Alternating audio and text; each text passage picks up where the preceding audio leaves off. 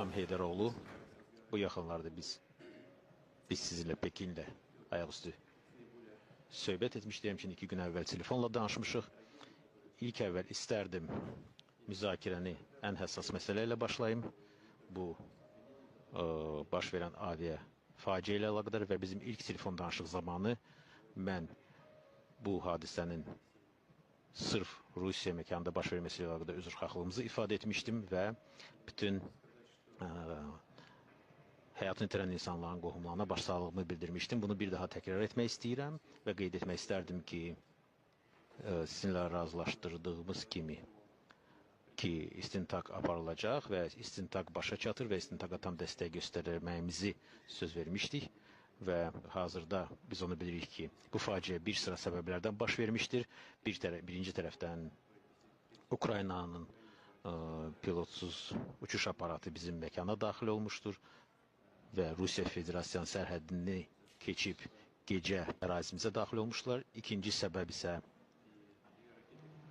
havadan müdafiə sisteminin texniki nasazlığı olmuşdur və raketlər təyyarəni hədəfə almırdılar. Təyyarəni hədəfə alsaydılar, o dərhal partlamış olardı və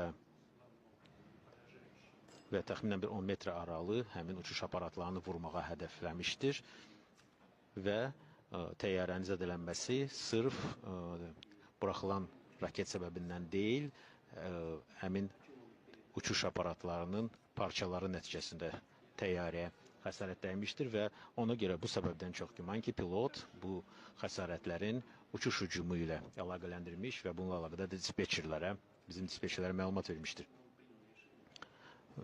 Və sonra pilot Maxaçkalada eniş etmək və lakin sonradan fikrin dəyişib, çıxış nöqtəsinə deyil, sonradan Qazaxstana uçmaq qərar vermişdir, orada eniş etmək qərar vermişdir. Lakin faktlar olduğu kimi qalır.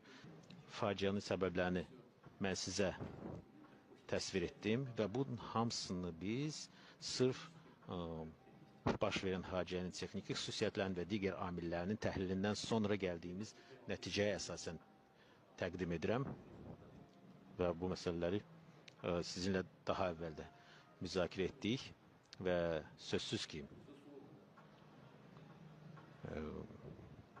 bu kimi hallarda, bu kimi faciəvi hallarda tələb olunan bütün hərəkətlər Rusiya tərəfindən icra olunacaq, təzminat ödəniləcək və həmin hadisəyə hüquqi qiymət veriləcək.